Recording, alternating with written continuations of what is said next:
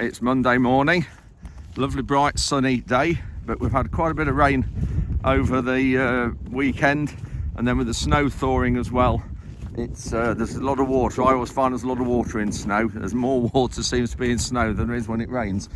Anyway, virtually the whole week in London, with having the weekend there as well as a break with Rhonda and another couple, and we had a great week with the rally, the farming rally, still going on, still in the media, which is great news.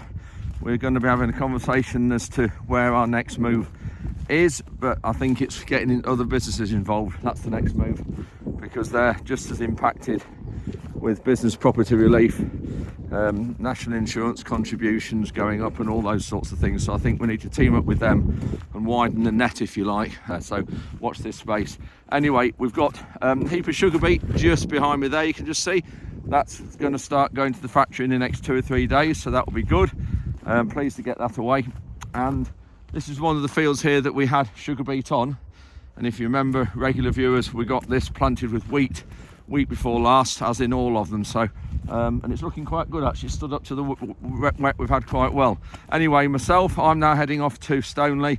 I've got a Forage Aid meeting. That's the charity I co-founded it as a charity, but I started it as an initiative myself in 2013 to help livestock farmers who are suffering from extreme weather.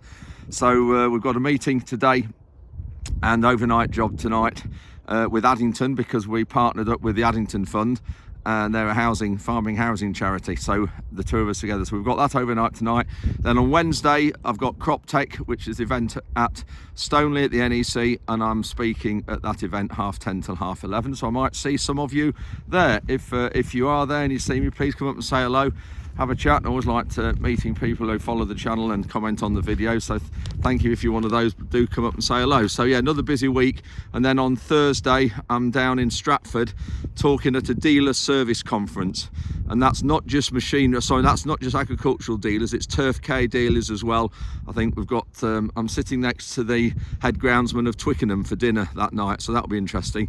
So another busy week ahead, doing things, talking at conferences and doing things as well. But we'll keep doing and getting some farm updates, and I'll turn the camera around now and we'll just look at this field as we're walking back, and I'll give Nala a shout. Nala, come on. Nala's down there near the BT. She's obviously going to get a breakfast. Frankie's just here. So this field's looking good. There's no water stood anywhere, which is great. To think how rough that was 2 weeks ago, and we've got it in with wheat. It just shows the value of the Simba machines. Actually, yeah, just mentioning Simba, one bit of very sad news. Some of you remember Ian, who helps us in the workshop, used to be in the Simba R&D team, that's research and development team, and he really tragically died 2 days ago on Friday when I was in London. I got a phone call last night from Philip Wright. Some of you know from Wright Resolutions, Philip's helped us a lot on the farm as well, and Philip was the director at Simba's. So yeah, Ian apparently went into hospital. He's had breathing problems, went into hospital a week ago, and I didn't know, none of us didn't know, and we were only saying last week we haven't heard from him.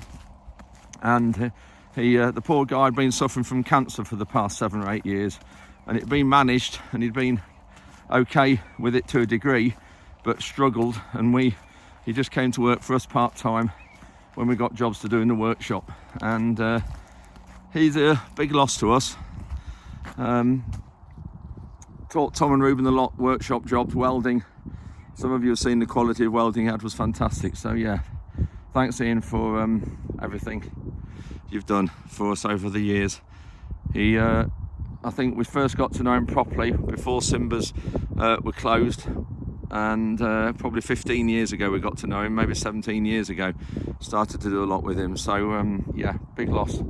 So thank you Ian, when you're looking up at us from above, for everything you've done. Rest in peace, my friend.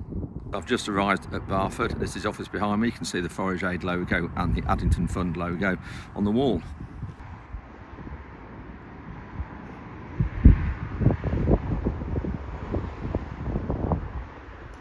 It's 8:30 Wednesday morning. I've just arrived at Stoneleigh, been over here or near here for the last couple of days with Forage Aid, but just arrived at the NEC, and we've got CropTec, and this is the sort of a technical event that's in the calendar. It's been here 2 or 3 years probably, but I think it's joining with Llama event this next year. So we'll go in here and just have a look round, and I am talking at one of the seminars at 10:30. So this is what it's like. Lots of little sort of areas where exhibitors are here to chat to and showcase what they can sell, what they can help farmers with.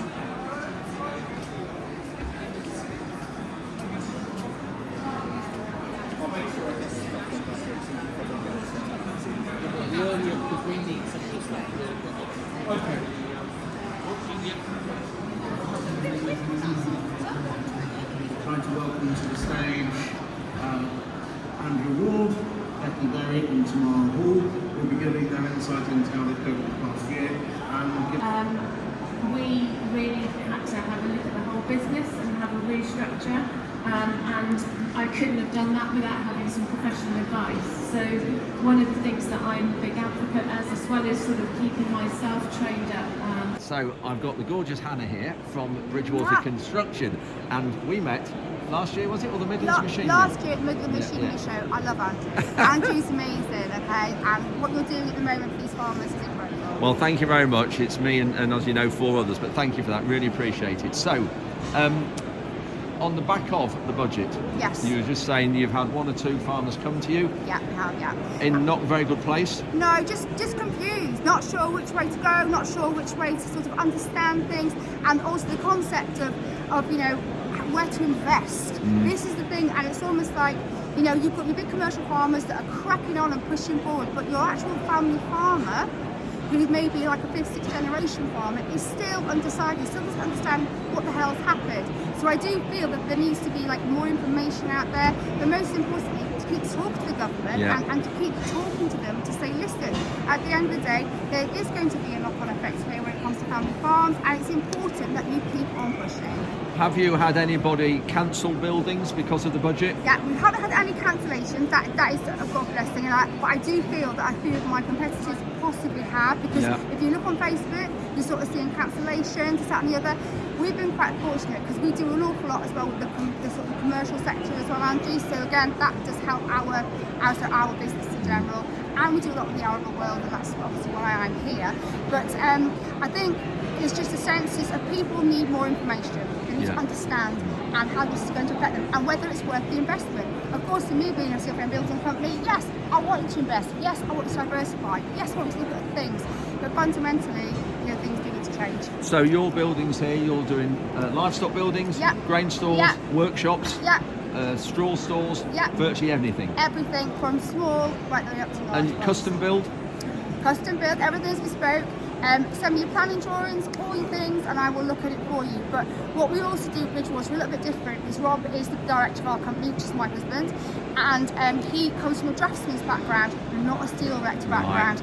So everything with us starts and ends with the foundations at the beginning to make sure those buildings are nice and strong. And then most importantly, we work alongside our farmers to make sure you get what you want. And even though you're called Bridgewater, you're not based in Bridgewater? No, we're not. We're based over in Market Drayton in Shropshire, but we are nationwide, and I do export to the Falklands, so I'm quite famous. There you go. Brilliant. Right, Hannah, thanks ever so much for that. Thank you so much. You're amazing. And you are. Thank you so much. That's brilliant for what you do. Thank you. Thank you. Right, we've forgotten one thing. Hannah was just saying that some of the sheds that you sell are not for farm purposes, or they are on farms, but they're for diversifying. Diversification. One at the moment is a big thing called paddle tennis, okay? Now go away, have a look at what paddle tennis is, but you can actually have a paddle tennis court inside a steel frame building, and it's the next best thing. Have a look at that. Also, supercars. Get in touch with local garages. They want your buildings to house their vehicles in. Especially if you've got an anti-con roof. Get in touch. That's it. So it's not just for storing food. Nope. It's all about diversification, and that's what you've got to look at. Diversification at the moment. Brilliant. Thanks, Hannah. I'm on the DEFRA stand. We've got Ollie here talking as well. We've just been having a good chinwag about some of these capital grant schemes, and at the minute they have been withdrawn, but it's only temporary. They are coming back in the spring sometime. We're not quite sure when, but they are coming back sometime.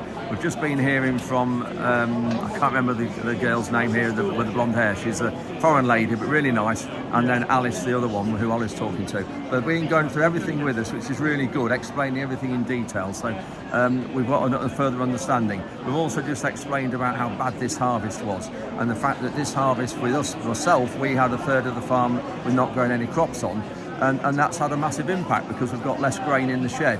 And I also said to her, the problem we've got is that the crops in the ground now, we've got a full farm planted up, which is good. It means we're going to be struggling when we this coming spring, because we haven't got the grain sales that fund and finance the crops in the ground. So they've made a note of that. I don't think they were fully aware of that either. So it's good to have a catch up with them and put through some of our issues and problems. And we've just said that they need to be more open with us, and they need to use people like Ollie and me and anybody else who's got a voice, just to get word out there rather than be a bit more closed, doing things behind closed doors. And we need a face to them as well. So it's something we're going to try and work on.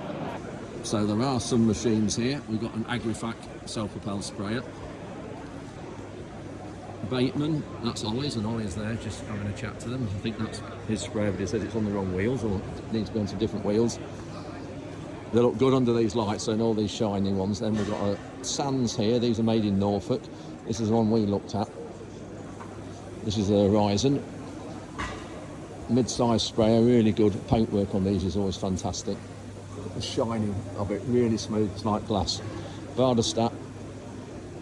This is one of their new precision drills, precision planters. New Holland here, I think that's with their tech, techie side. And we've got Schaefer. You could actually drive these outside. I wonder whether you can still these at CropTec when it used to be at Peterborough. Got Amazon sprayer there.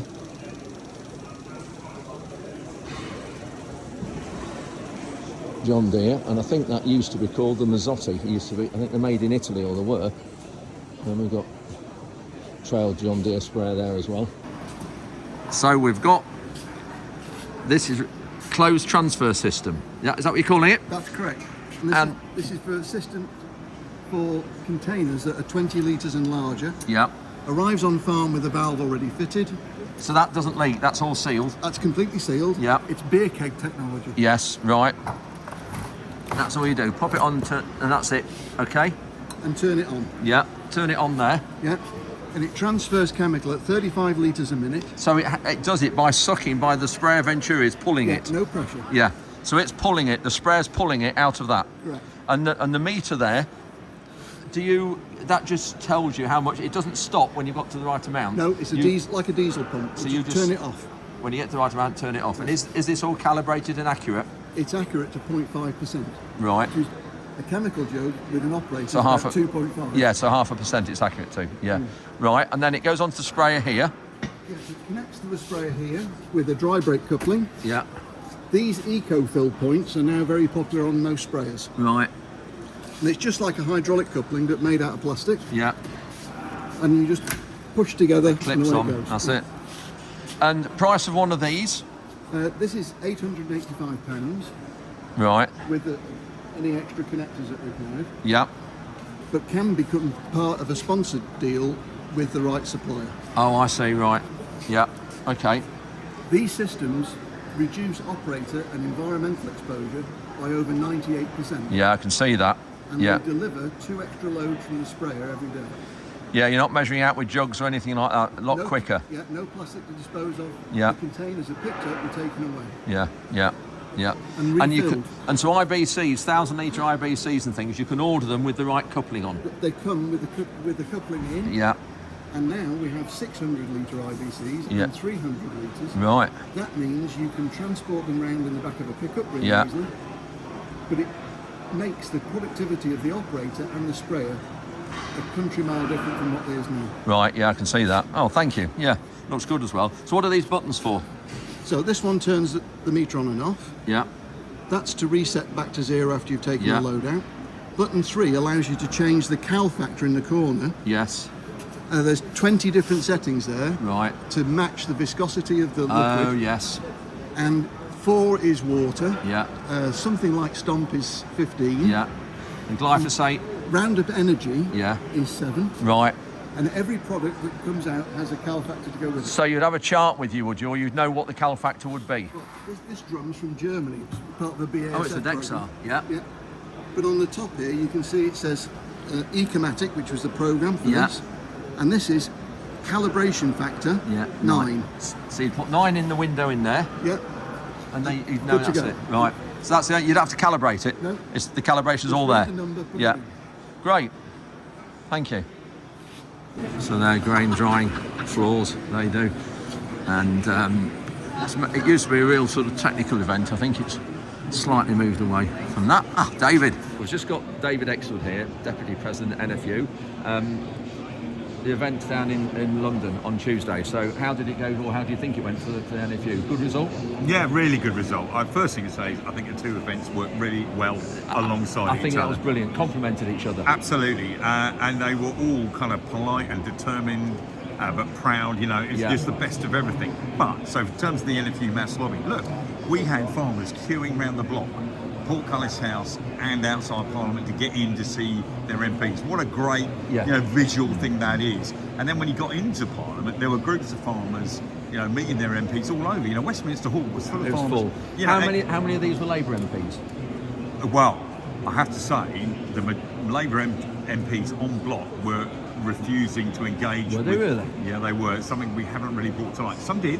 Yeah. And the better ones actually said, look, we're going to meet you, even though they'd been told. But no, there was a clear steer of don't engage with NFU. They were thin on the ground. They were thin on the ground. But look, it worked phenomenally well. You couldn't miss it in Parliament. And what other industry could have done that? I've been thinking about this. Okay, so, did it work, did it not? But who else would have got, hundreds of people trying to get into Parliament on the same day to see their MP? So look, it worked really well. We delivered a great message. The government couldn't miss it, could they? No. There was no avoiding it. And so I think in terms of the media message, the media message from Whitehall was brilliant, but actually the political media message was really strong too. Yeah. We had BBC News live streaming the President's speech from inside Church House. I mean, when does that ever happen? I was just going to say that. How often does that happen? Never. You sat there going, look, that's the cut through we got. It is. And that's phenomenal. And I think, as you say, the two complement each other. And there were some people saying, oh, well, you're going and you're not agreeing with NFU. They're not. We were in touch all the time, weren't we,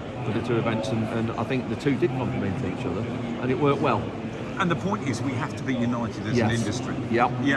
The government would love it if we all fell out. Yeah. If we all start bickering and blaming each other and all that kind of stuff, they'll go great because they're not talking about us.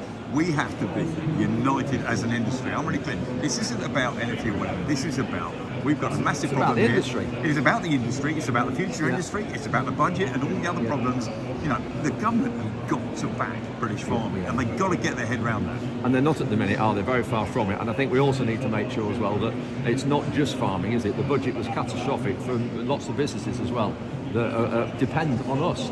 There's a lot of businesses depend on agriculture making a profit and benefit from that. Well, look, and we're here at CropTec today, and you can sense the nervousness in the industry. They're having a tough time, but it's beyond even farming. And the job now is to build alliances. Find common cause with other people who are in the same fix we are. Yeah, they've got a slightly different problem, but the point is going to the government and saying, you got this wrong. And actually, that's the next step, I think. And I think they are listening, aren't they? They are starting to listen. Tom met with Keir Starmer Monday afternoon, and obviously he wouldn't have been asked to go and see him if they're not aware that there's discontent. Well, this is how politics works, isn't it? If he's going to tell us to go away, it's but maybe he's playing for time. We have to be careful here. Yes. But look, I think the omens are good, but I'm going to be quite cynical until I actually see the Treasury say, because it's not even about number 10. This is about the Treasury saying they're going to move on this. But I think we all agree there will be a next step if we don't hear something soon. Well, I think so, and I think the way we keep pressure on, because we've got a lot of momentum at the minute, we've got a lot of support from the public and everything. We need to keep the momentum on until we hear that they're changing it. Yeah, that's right. And next time it might just be those industries around us can join in too. I think that'll be really powerful. Great, thanks, David. Cheers. Got another little seminar going on here, and Ollie's talking in this one. There's quite a lot of stuff we can want, and in an ideal world, the customers we work with, partner up with, we want to have a 5-year plan. We want to look at this sort of we're looking at. So Omnia is Hutchinson's sort of techie side, digital farming, and they want me to help them with their gatekeeper type field record program, which I think we might be doing something with that, which would be good. Here's Coon. Aha! So Rytec, they're a company that do some low disturbance subsoilers. There's Metcast, the spare part people. That's it, you need... It's too late, Mowbray. You've been spotted.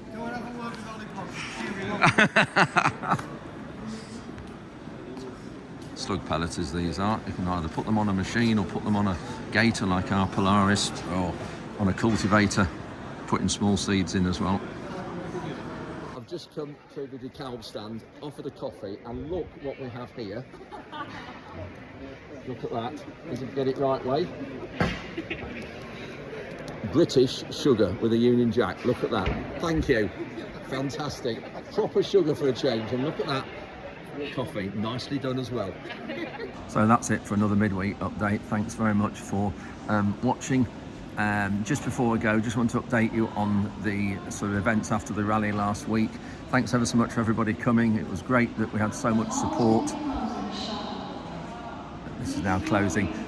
Great that we had so much support, and I think they are listening. We're in touch with one or two people who are sort of advising the Treasury, and that's really working. We're hearing they are looking at something, but whether we can actually, until we get that confirmation that something's been done, we're not backing off.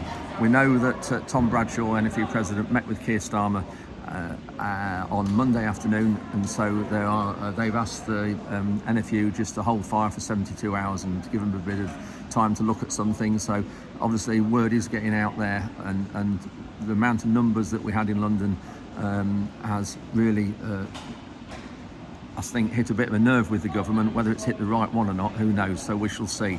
We are looking at one or two things and planning something else before Christmas, but we'll touch base on that in the next few days if we need to do. That involves other businesses and widening the net, if you like, and widening it to a bigger event that involves other companies and businesses not involved, or not directly involved, if you like, with agriculture. Anyway, interesting look today around CropTec. Thanks very much. I have a lot of people saying hello and thanking and talking to Ollie and myself. I've been with Ollie some of the day about organising last week. It's great that we're able to do that. If we've got a voice, then we can use it. So thank you for that. Great to talk to a few people. Busy few days with the Forage Aid meeting earlier this week, and then the Addington Fund board meeting we had after that yesterday, CropTec today, and then I've got a conference at Stratford I'm talking at tomorrow, and that's a dealer service conference. So that is machinery dealers, ground care machinery dealers, and that is down near Stratford. So that will be another good day. So lots on at the minute this week. So thanks very much for watching. We'll be back on Sunday morning as usual, 8 a.m.